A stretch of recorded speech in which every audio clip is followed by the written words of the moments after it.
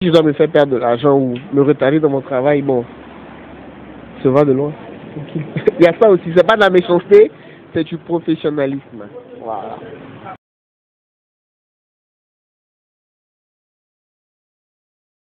Si ça allait bien, moi ça va. Bienvenue à cette interview du mois de juin. Je suis avec notre invité du jour. Pourrais-tu te présenter pour ceux qui ne te connaissent pas encore? Moi c'est Onew, O-N-E-W, chorégraphe, artiste, chanteur, acteur, bon, artiste avec un A, voilà. Très bien. Donc, comment est-ce qu'on fait pour devenir acteur, artiste, chanteur, donc artiste avec grand A? Quel est ton parcours scolaire? Déjà, j'ai même pas fait un parcours artistique. Je suis titulaire d'un master 2 en banque et marché financier. J'ai une licence en génie finance, un master 1 en génie finance et un master 2 en banque et marché financier. Donc, je suis banquier de formation.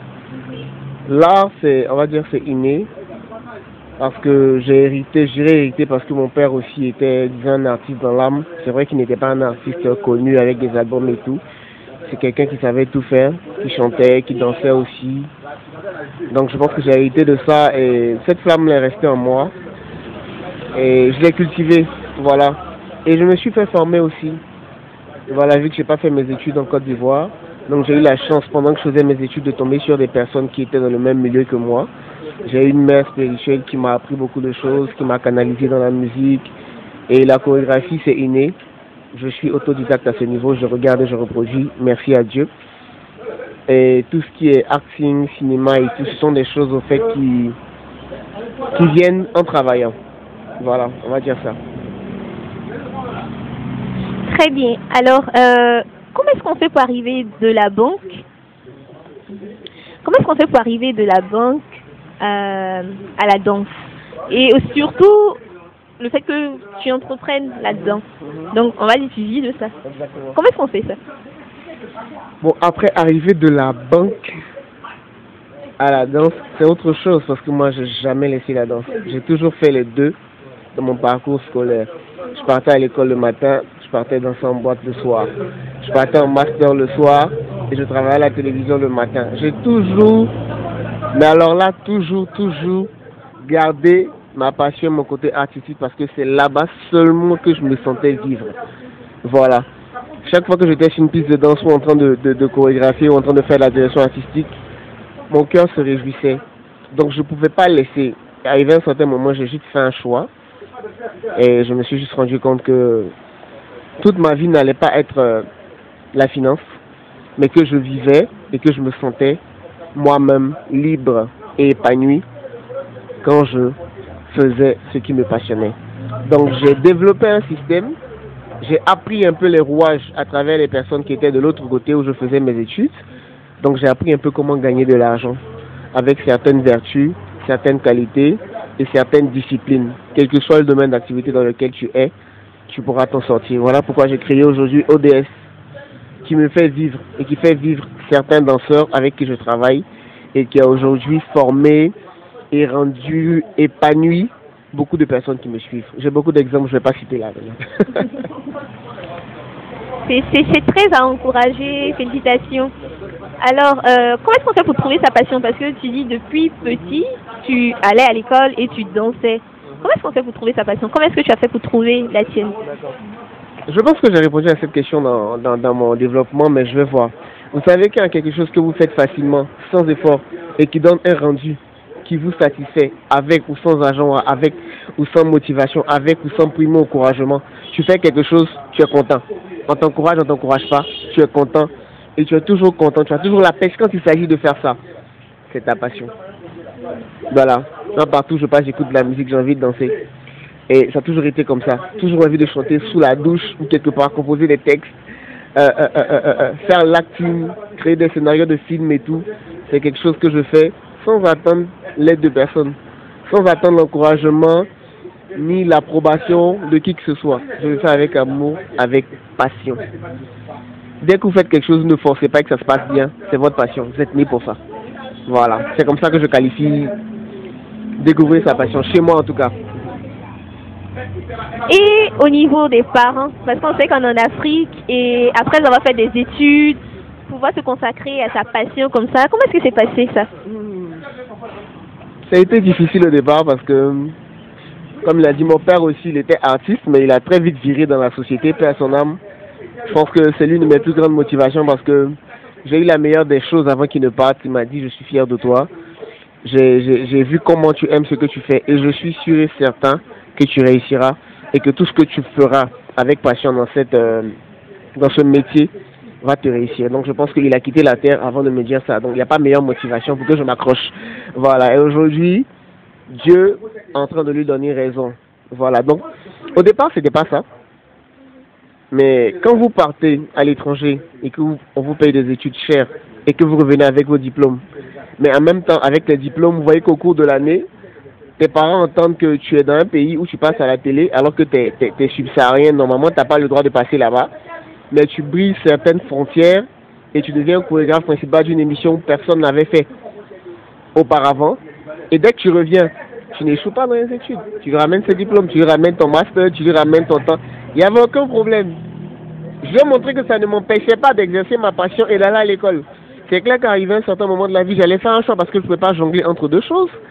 Mais je n'avais rien à me reprocher. Parce que si je vais faire ce que je voulais, il fallait que je fasse bien ce que les parents veulent. Donc arrivé à un certain moment, je lui ai dit, bon voilà, tu as tes diplômes, tu as tout ça. Dieu merci parce que ça me sert aujourd'hui pour mon entreprise. Mais je veux exercer. Je travaillais avec mon père en finance.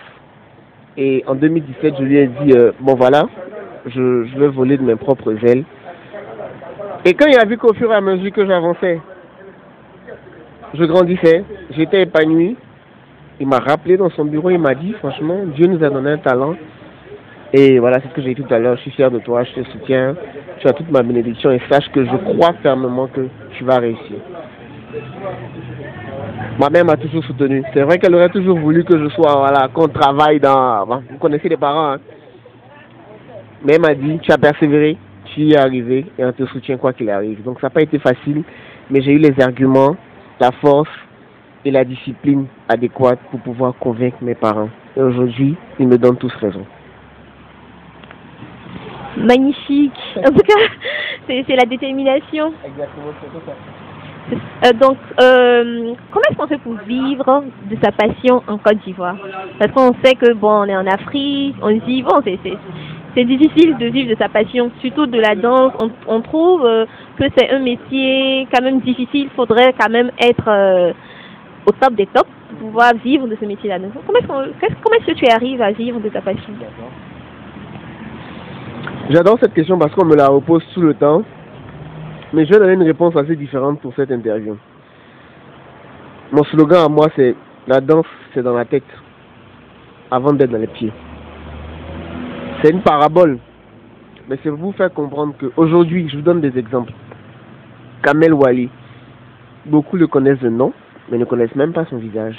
Mais ça reste une figure emblématique de la chorégraphie en France. On va parler de beaucoup de chorégraphes ici, même en Côte d'Ivoire, qui sont connus. Qu'on ne connaît même pas de visage, mais de nom. Aujourd'hui, la danse, ça s'est découlé. Danser, ce n'est plus seulement que faire les chorégraphies. Danser, c'est réfléchir, c'est créer, c'est observer. C'est de trouver tout ce qui est business autour de la danse qui pourront te faire vivre de la danse. À 25 ans, le pas de danse que tu fais, tu ne pourras plus le faire à 35 ans. Il y a un enfant de 18 ans qui va venir le faire mieux que toi. Tu ne pourras pas être au top de ta forme plus tu vas arriver à un certain niveau. 1. Faut accepter de se faire former. Ça, c'est de 1. Parce qu'aujourd'hui, en Côte d'Ivoire, beaucoup se disent danseurs, chorégraphes, alors qu'en fait, ils ne le sont pas. Ils sont entrés dans une tendance avec un artiste. Ils ont maîtrisé 2 et 3 concepts. Voilà pourquoi quand l'artiste n'est plus là, la carrière ne décolle plus. Donc aujourd'hui, ne dis pas être un danseur parce que tu as dansé avec un artiste. Aujourd'hui, tu es un danseur, tu es un chorégraphe parce que tu as fait des pièces, tu as formé des gens, tu as appris. Moi, par exemple, je passe plus mon temps à regarder des vidéos. C'est comme un professeur qui veut avoir des techniques, il prend des bouquins, il regarde, il prend des conseils, voilà. Il y a déjà ce travail, on a tout sur Internet aujourd'hui. On a des tutos, on a des manières de voir, on a la créativité, on a tout. Donc il faut accepter de se faire former, que ce soit par quelqu'un ou que ce soit par toi-même. Il faut inculquer certaines valeurs comme la discipline, le respect, la rigueur et plein d'autres choses. Vivre d'un métier, c'est le prendre au sérieux. le prendre au sérieux inclut des sacrifices.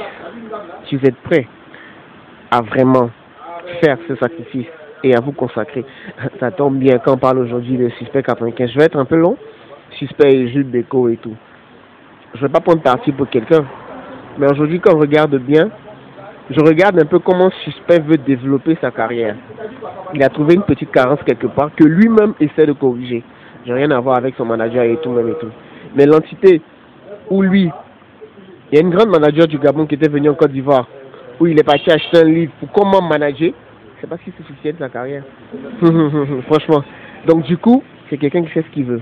Il sait où il veut arriver, donc il se donne les moyens. Est-ce que vous pensez qu'un artiste chanteur est forcément celui en Côte d'Ivoire qui va prendre des bouquins pour se former sur le management? Non. Je parle même pas des grands comme Didi B, les gars qui sont arrivés à un sommet aujourd'hui. C'est forcément parce qu'ils ont compris que pour aller loin, pour faire certains sacrifices, il faut travailler.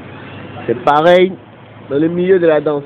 Didi B, c'est un petit frère à moi. Je prends son exemple parce que pour moi, c'est un exemple de rigueur, de travail bien fait, de discipline surtout. Parce qu'elle a compris qu'il devait se discipliner. Beaucoup de choses ont changé. Donc, essayez de copier, coller, bien de calquer. Ce que vous voyez chez des personnes qui ont réussi dans votre domaine, ça va réussir pour vous aussi. Point. C'était magnifique. Je sais pas qu'est-ce qu'on peut dire encore de mieux. Parce que, bon, notre génération, nous sommes des jeunes où on veut le résultat rapide. Donc, persévérance, détermination, discipline. Tu as beaucoup insisté là-dessus. C'est ça qui motive surtout les danseurs. La discipline. Parce qu'ils ne comprennent pas ça. Moi, j'étais au Maroc et un jour, je suis venu, je mangeais un chocolat et je suis arrivé en retard. Ma formatrice, dès que je suis venu, je vais la saluer. Comme on dit, comme elle m'a dit, mais qu'est-ce que tu fais à côté de moi? Tout le monde t'attend. Donc, je pars derrière la scène. Dès que je rentre, j'ai mangé un chocolat et je monte sur scène. Et on dit on y va, et moi je suis en train de mâcher le chocolat. Elle a crié, Onu, tu descends de scène, on ne mâche pas du chewing-gum sur ma scène, donc tu descends devant les gens. C'est-à-dire qu'il y avait des Cap-Verdiens, il y avait je sais pas, des Italiens. En fait, c'est un grand spectacle comédie musicale. Elle m'a descendu, même elle m'a pas descendu. C'est pour vous dire que quoi? Aujourd'hui, elle n'accepte même pas que ma bouche tremble sur scène. Combien de danseurs aujourd'hui ne tiennent pas à l'heure? Combien aujourd'hui, je sais pas, se fatiguent sur scène ou ont des comportements un peu bizarres? Vous avez déjà vu un spectacle de danseurs de Kamel Wally? Vous avez regardé même l'attitude des danseurs, comment ils sont concentrés. Il faut regarder tout ça. C'est parce qu'ils ont fait tout ça qu'ils sont arrivés au stade de danser pour Kamel Wally. Donc aujourd'hui, nos habitudes un peu, disons, laxistes, où on se dit, ouais, non, en Côte d'Ivoire, non, hein, je suis désolé, c'est ce qui ne va pas vous faire avancer. Et beaucoup de personnes aujourd'hui se sont plaints, m'ont compris comment je suis. On me dit que je suis retiré, je suis dans mon coin, ça n'a rien à voir. Je suis ouvert avec tout le monde, mais je suis très discipliné. Et quand tu ne marches pas avec ma manière de travailler, désolé, mais je ne travaille pas avec toi.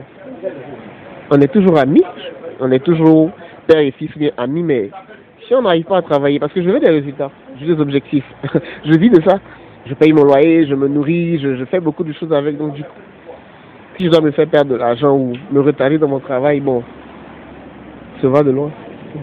Il y a ça aussi, c'est pas de la méchanceté, c'est du professionnalisme. Voilà. Très bien dit. Alors, on va essayer de tirer vers la conclusion en donnant un conseil aux jeunes, parce que bon, on va dire durant toute cette interview, tu n'as fait que ça. Mais quel message est-ce que tu veux que ceux qui regardent cette interview retiennent? Je parle de mon métier, surtout, c'est celui que je connais. Mais comme je le dis, tout se passe dans la tête. Tu es danseur, tu as 25 ans. À 30 ans, tu te vois comment? Si tu as visualisé comment tu te vois, tu vas demander maintenant de chercher des ressources nécessaires pour être celui que tu veux être à 30 ans pendant que tu as 25 ans. Tu vas te former, te conseiller sur des personnes qui ont réussi ou des personnes qui sont dans le même milieu que toi, que tu souhaiterais devenir comme eux.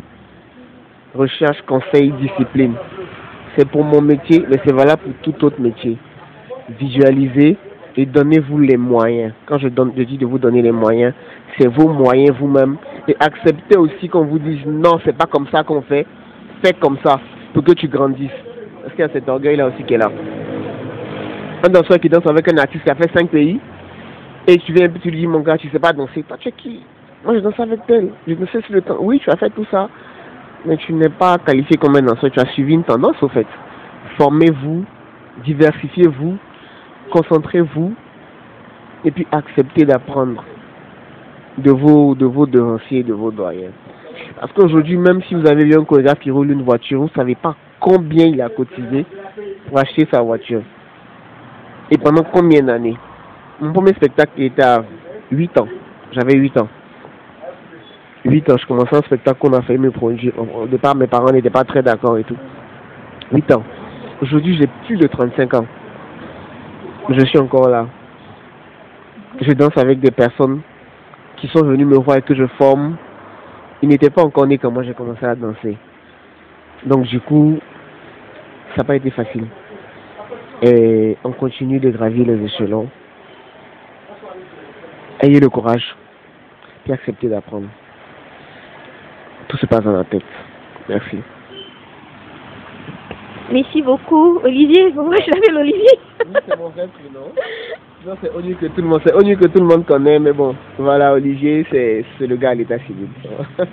Merci beaucoup. N'hésitez pas à liker, partager, poser des questions dans les commentaires et on se donne rendez-vous pour une prochaine vidéo. Bye bye.